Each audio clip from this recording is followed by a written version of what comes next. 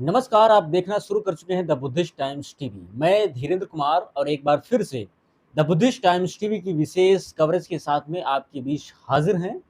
और हमारे साथ बात करने के लिए द बुद्धिस्ट टाइम्स टीवी की इस खास स्क्रीन पर मौजूद हैं इस वक्त वो आईपीएस पूर्व आईजी एसआर दारापुरी साहब कि वर्तमान समय में जो बौद्ध आंदोलन चल रहे हैं, इनकी दशा और दिशा क्या है, कैसे देख रहे हैं पूरे आंदोलन को? जी जी जी, उसमें देखिए ऐसा है, वैसे तो देखिए अपेक्षा ये की जाती थी कि बाबा साहब के जाने के बाद जो बौद्ध धर्म आंदोलन है वो चलता रहेगा और जो बाबा साहब को मानने वाले लोग थे वो उसको और तेज़ी से चलाएंगे। हाँ, वो कुछ सालों तक काफ़ी चला है, जैसा मैंने शुरू में ही बताया था। बहुत से राज्यों में बहुत तेज़ी से चला, महाराष्ट्र में सबसे ज़्यादा तेज़ी से मतलब चला है। पर इधर एक चीज़ देखने को मिली है जो कि बड़ी एक चिंता का कारण है। वो चिंता का कारण ये है कि जैसे 2001 की जो जनगणना हुई थी उसमें जो बौद्धों की जनसंख्या थी वो 80 लाख थी, 80 लाख, जिसमें ज़्यादातर महाराष्ट्र में थे, पंजाब में थे, उत्तर प्रदेश में थे, कर्नाटका में थे, अपना छत्तीसगढ़ में थे, गुजरात में थे।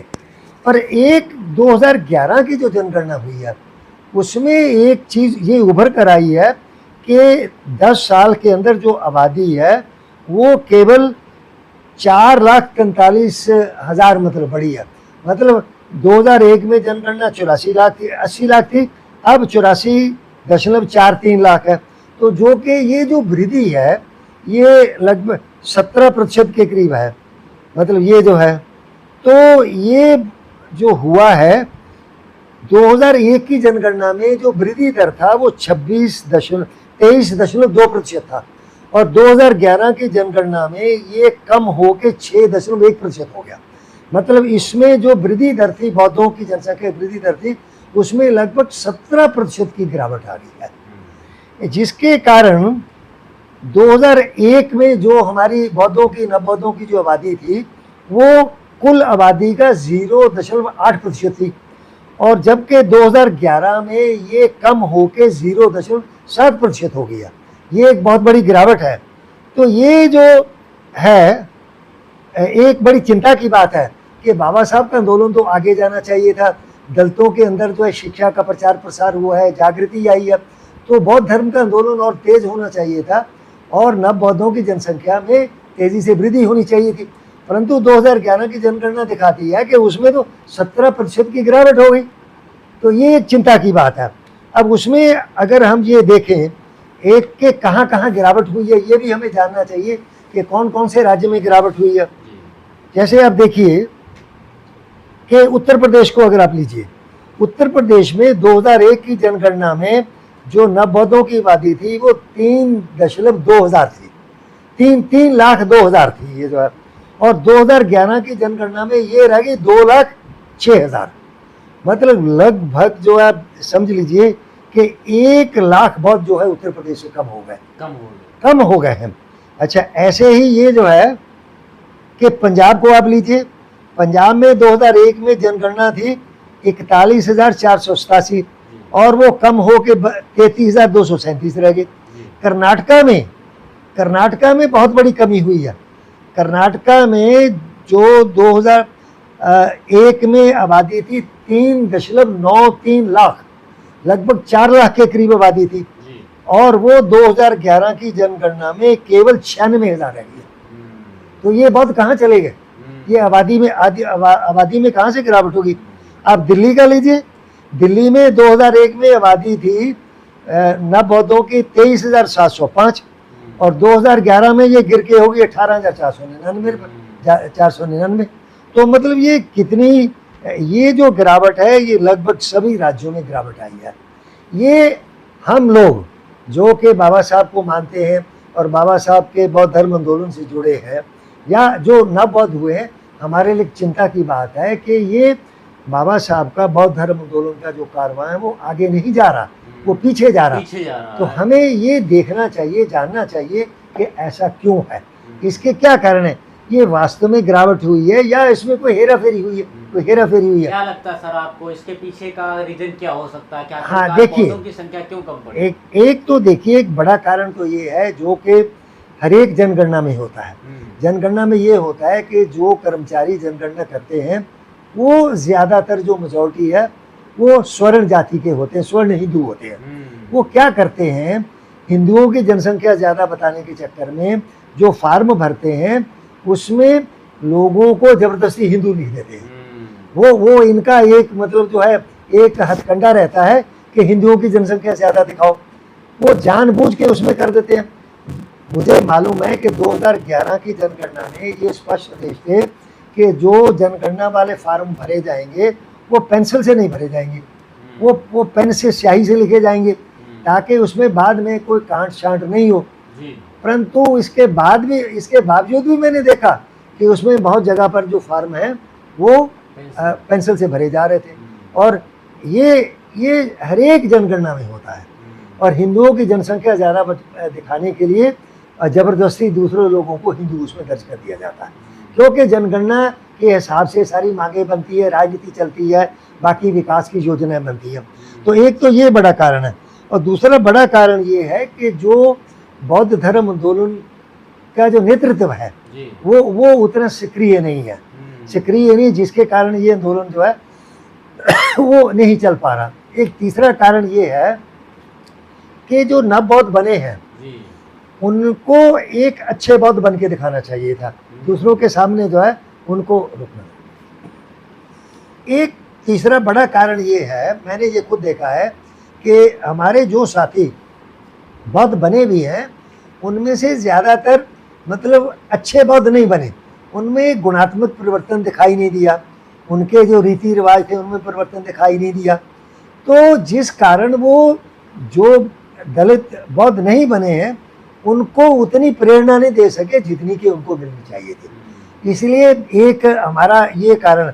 अच्छा, एक बहुत सी जगह पर एक चीज़ ये होती है कि जैसा पहले ये था कि अगर कोई दलित हिंदू से बौद्ध बन जाता था तो उसको आरक्षण का लाभ नहीं मिलता था।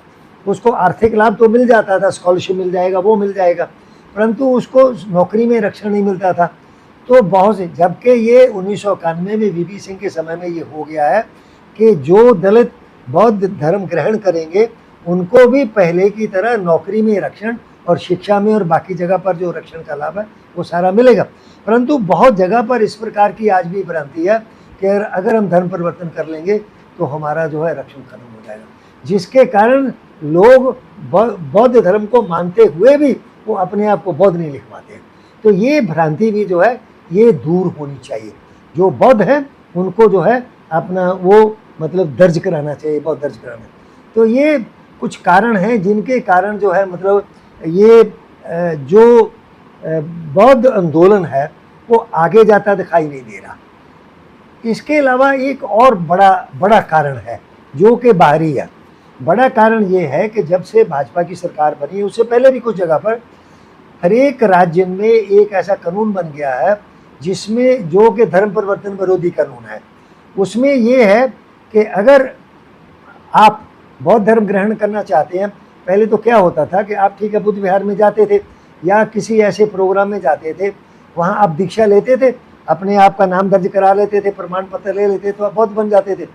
परंतु अब कानून बन गया, उत्तर प्रदेश में बन गया, मध्य प्रदेश में बन गया, राजस्थान में भी बन जाएगा, गुजरात में है, आपका बंगाल, उसमें बहुत से राज्य हैं जहाँ पर ऑलरेडी इस प्रकार के कानून बने हुए। वो कानून जो है आपका जो धार्मिक स्वतंत्रता का अधिकार है उसको ख़त्म कर देते हैं। आप अपनी इच्छा से धर्म परिवर्तन नहीं कर सकते। आज अगर आप उत्तर प्रदेश में धर्म परिवर्तन करना चाहते हैं तो आपको जिला अधिकारी के यहाँ एप्लीकेशन देनी पड़ेगी 60 दिन पहले, और जो बौद्ध भिक्षु आपका धर्म परिवर्तन करवाएगा वो उसको भी एप्लीकेशन देनी पड़ेगी कि मैं फलां को दीक्षा देना चाहता हूँ। तो उसमें आपको ये दिखाना पड़ेगा कि मैं जो बौद्ध धर्म परिवर्तन है मैं स्वेच्छा से कर रहा हूँ, मैं किसी दबाव वजह किसी लालच में नहीं कर रहा। इसी तरह से बौद्ध भिक्षु जो आपको उपसंपदा देगा उसको भी ये करना पड़ेगा। तो इससे क्या होता है कि क्योंकि वर्तमान जो सरकार है, भाजपा की सरकार है, उनका ये मंशा है कि लोगों को धर्म परिवर्तन नहीं करने देना, हिंदू बन मुसलमान बनना, ईसाई बनना, उसको तो छोड़ लीजिए, वो तो मुश्किल काम है। आप बौद्ध धर्म भी ग्रहण नहीं कर सकते, बुद्धिस्ट भी नहीं हो सकते, क्योंकि वहाँ पर आपको अनुमति नहीं मिलती है। और यही कारण है जब से 2021 से लेके उत्तर प्रदेश में ये धर्म परिवर्तन वाला कानून बना है, तब से लेके एक भी दीक्षा वाला आयोजन नहीं हुआ है, एक भी व्यक्ति ने धर्म ग्रहण नहीं किया है। जितने भी सम्मेलन हुए तो उन सम्मेलन में जो बाबा साहब अम्बेडकर के द्वारा जो 22 प्रतिज्ञाएं दी गई थी, उनको प्रशासन के द्वारा न करवाने की भी अपील या उनको मना किया गया। जी जी, ये भी है। बाबा साहब ने 22 प्रतिज्ञाएं इसलिए की थी कि दोबारा वो ऐसी हम प्रतिज्ञा करें कि हम दोबारा हिंदू धर्म में ना चले जाएं या उस दलदल में हम ना फंस जाए, तो उसके लिए 22 प्रतिज्ञा थी। अब 22 प्रतिज्ञाओं को लेके मुकदमा कायम हो जाता है और उसका बड़ा विरोध होता है, सरकार उसका विरोध करती है, जिसमें मैं राम को और इनको कृष्ण को मैं देवता नहीं मानूंगा, न पूजा करूंगा, न ब्रह्मा विष्णु महेश को नहीं मानूंगा, मैं किसी ब्राह्मण से कोई संस्कार नहीं कराऊंगा, ये 22 प्रतिज्ञा, तो इसका भी विरोध हो रहा। तो कुल मिला के सरकार का, जो भाजपा की सरकार है, उनका ये है कि हम किसी को भी धर्म परिवर्तन नहीं करने देंगे। जबकि बाबा साहब ने तो अपनी जो किताब है अछूत कौन और कैसे, उसमें बाकायदा सिद्ध किया है कि जो अछूत हैं, जो दलित हैं, हम तो पूर्व के बौद्ध हैं, हमारे तो जो पुरखे थे, पूर्वज थे, वो तो बुद्धिस्ट थे, और हम लोगों ने बौद्ध धर्म नहीं छोड़ा, हमने पशु मांस खाना, गाय मांस खाना नहीं छोड़ा, इसलिए हमारे ऊपर ये सारी बंदिशें लगाई गई, सारे प्रतिबंध लगाए गए। तो हम तो ये, हमारा तो एक तरीके से दलितों का तो बौद्ध धर्म परिवर्तन नहीं है, वो तो उनकी एक घर वापसी है, वो तो अपने धर्म में वापस जा रहे हैं, और सरकार तो इसको धर्म परिवर्तन ही मानती है। इसीलिए ये जो धर्म परिवर्तन विरोधी कानून है, ये जानबूझ के बनाए गए हैं। कहा तो गया कि हमें मुसलमानों को रोकना है, ईसाइयों को रोकना है, पर ये दलितों के लिए सबसे बड़ी दिक्कत होगी इसके कारण, क्योंकि दलित जागरूक होकर आत्मसम्मान प्राप्त करके वो धर्म परिवर्तन कर रहे थे, और दलितों के धर्म परिवर्तन को रोकने के लिए भी ये कानून बना दिया गया, और कोई जिला अधिकारी डीएम जो है आपको अनुमति नहीं देगा। तो इसलिए उत्तर प्रदेश में या और कहीं भी कुछ दूसरे किसी राज्य में मतलब हो रहा, चाहे गुजरात में हुआ, चाहे छत्तीसगढ़ में हुआ, पर यहाँ उत्तर प्रदेश में धर्म परिवर्तन, तो ये जो धर्म परिवर्तन विरोधी कानून है, ये हमारे लिए बहुत मतलब वो घाटे वाली बात है। हमारा जो एक प्रगति का, जो धार्मिक स्वतंत्रता का अधिकार था, वो हमसे छीन गया है। हम अपनी स्वेच्छा से धर्म परिवर्तन नहीं कर सकते। तो ये भी मुझे इस बात का डर है कि ये आगे जो जनगणना होगी, जो जाति जनगणना होगी, उसमें कहीं बौद्धों की जनसंख्या और कम ना हो जाए। सावधानी क्या बरते, जो बौद्ध हैं वो सावधानी क्या बरते हैं जो जाति जनगणना में उनकी संख्या दिखे? देखिए, एक तो ये है कि जिन्होंने वास्तव में बौद्ध धर्म ग्रहण किया है, उन्हें जागरूक होकर जनगणना में अपना को बौद्ध लिखाना चाहिए। और मुझे उम्मीद है कि जैसे 2011 की जनगणना में था कि स्याही से फार्म भरे जाएंगे, वो सभी फार्म अपने सामने स्याही से भरवाएं। किसी भी ये जनगणना के कार्यकर्ता को पेंसिल से फार्म मत भरने दें। अगर वो पेंसिल से भरता, आप उस पर हस्ताक्षर मत करिए, आप उसमें हस्ताक्षर मत करिए। आप कहिए हमारे सामने आप लिखिए, आप बौद्ध धर्म लिखिए अगर हम बुद्धिस्ट हैं। और दूसरा, इसके लिए एक अभियान चलाना चाहिए, लोगों को जागरूक किया जाए कि भाई जो अगर आप बौद्ध हैं तो आप अपने आप को बौद्ध दर्ज कराइए। ये एक जो है हम लोगों को इस जनगणना में करना चाहिए। धर्म के ऑप्शन में बौद्ध धर्म होगा, लेकिन जाति के ऑप्शन में क्या होगा? उसमें देखिए, आपकी जाति जो है वो तो रहेगी, जाति अपनी जगह पे रहेगी, धर्म में आप जो है आपका धर्म बौद्ध हो जाएगा। क्योंकि जाति का रखना इसलिए जरूरी है कि उसके आधार पर ही बौद्ध होते हुए भी आपको आरक्षण मिलता है। अगर आपका जाति की पहचान नहीं होगी, ये आरक्षण सारे बौद्धों को नहीं मिलता है। जो परंपरागत बौद्ध है, पुराने बौद्ध हैं, उनको ये आरक्षण का लाभ नहीं मिलता है। आरक्षण का लाभ केवल जो दलितों से बौद्ध धर्म में परिवर्तित हुए, केवल उनको ही मिलता है, और उसका लाभ लेने के लिए जाति की पहचान का बना रहना जरूरी है। जाति में आप अपनी जाति लिखेंगे और धर्म में आप अपना बौद्ध धर्म लिखेंगे। बौद्ध धर्म लिखेंगे, जी बिल्कुल।